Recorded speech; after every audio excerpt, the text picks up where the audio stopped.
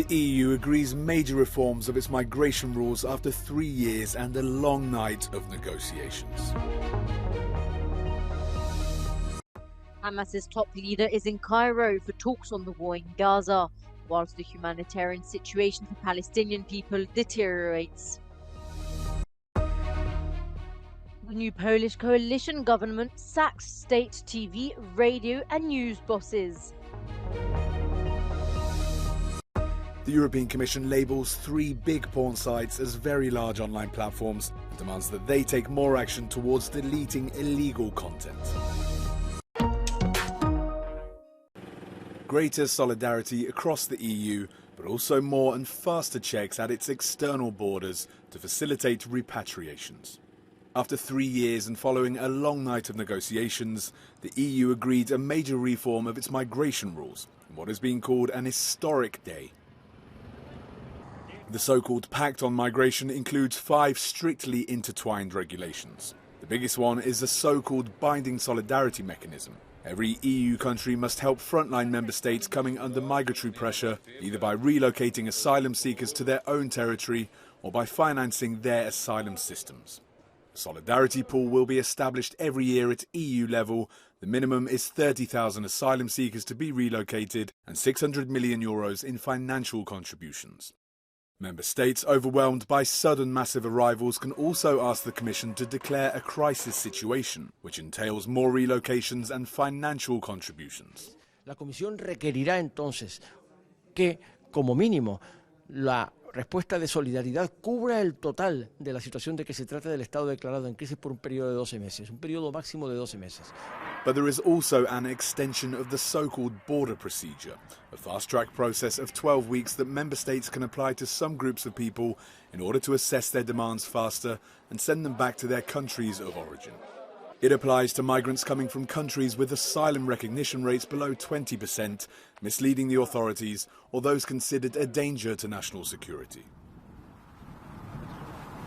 Les procédures aux frontières s'appliquent principalement aux personnes qui ont très peu de chances d'obtenir l'asile, parce qu'ils viennent d'un pays qui n'est pas en guerre. Souvent, ce sont des migrants qui sont venus pour chercher un travail. Et ça, c'est pas possible. On n'a pas le droit de travailler, de traverser les frontières de manière irrégulière. Il faut obtenir un visa, un titre de travail. However, the EU's cornerstone migration principle, the Dublin regulation, remains in place, whereby every migrant can ask for asylum in the country of first arrival in the EU. But now, it has more derogations. But we have also introduced, for example, now the link with diplomas, that if you have a diploma in education and you have a clear link during the last 6 years, that will be in our responsibility in the criteria, to name one example. The new regulations still have to be approved by both member states and the European Parliament before being adopted. NGOs working in the field already claim the deal could harm migrant people's rights.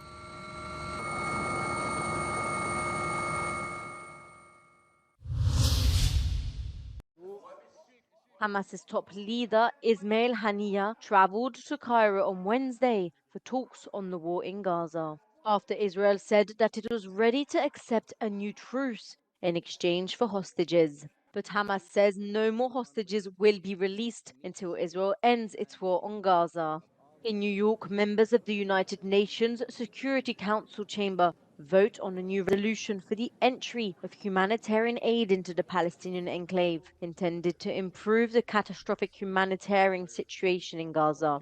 A vote which had first been postponed on Monday. Talks have been ongoing since in an effort to get the Biden administration to abstain or vote in favor of the resolution.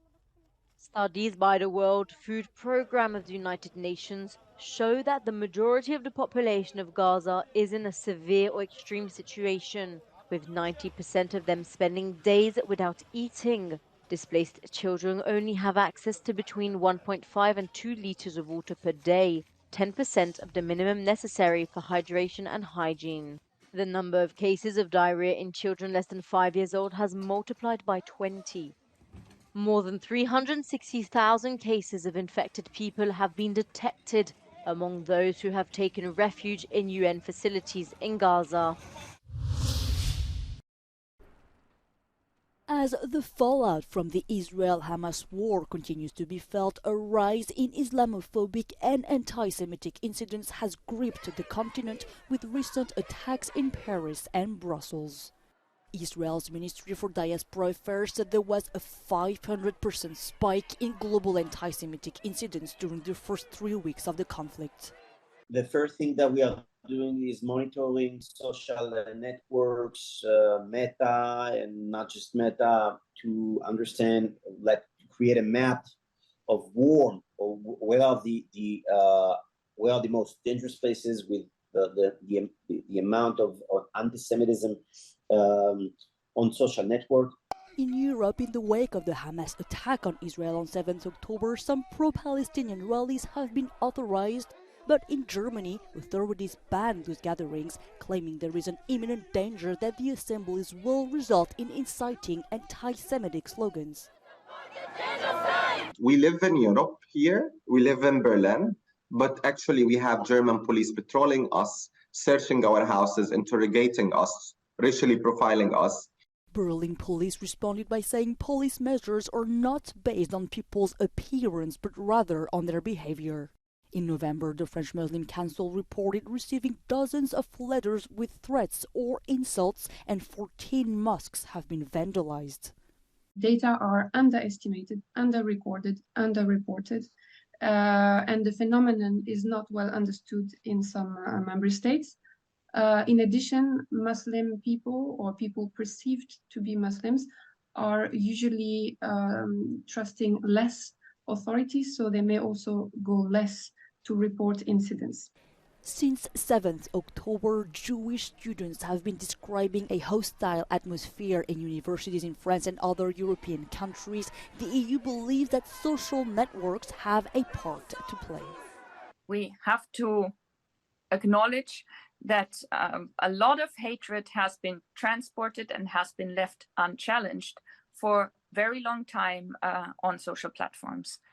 And we need to make sure that they adhere to the rules that now apply in the EU.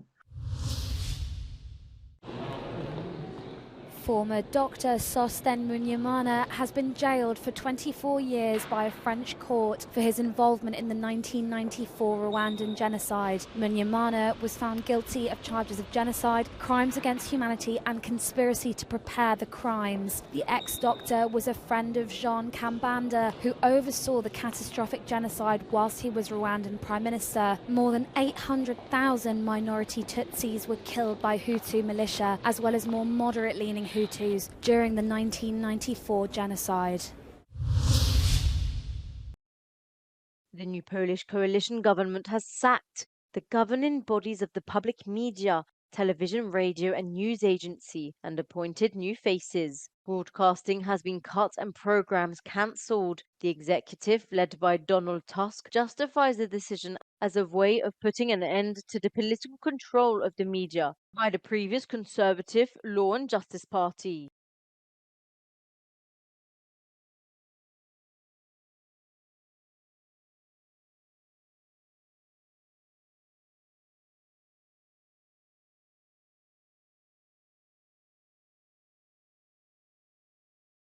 The Law and Justice Party is accused by watchdogs and the opposition of using the media as a tool for aggressive propaganda.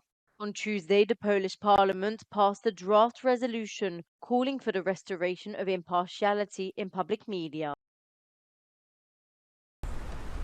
The European Commission is labelling 3 big porn sites as very large online platforms, and it demands that they take more action towards deleting illegal content and respecting human rights.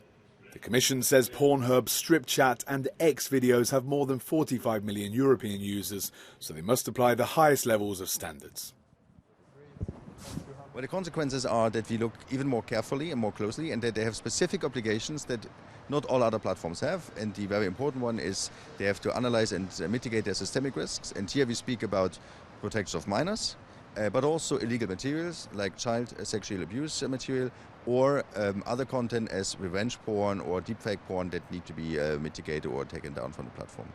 The decision comes after the adoption of the Digital Services Act, a milestone EU law regulating online content. The legislation comes into force on the 17th of February next year, and those porn sites concerned have by April to adopt the highest standards of rules in terms of removal of illegal content. Euronews reached out to the platforms concerned by the decision. One of them, Pornhub, replied questioning the methodology of the European Commission. They indicated that Pornhub only has 33 million average monthly visitors in the EU, so it doesn't reach the bloc's threshold. The Commission has already declared 19 sites as very large online platforms, including Facebook, Google, YouTube and Twitter. All of them have to adopt enhanced standards to protect users.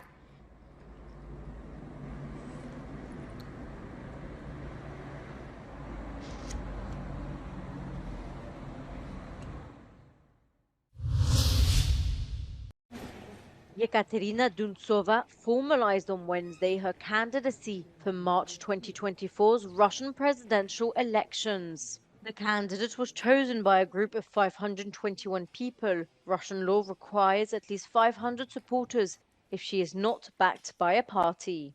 Duntsova now needs to wait for validation by the Central Electoral Committee before moving on to the signature collection of 300,000 from across the country.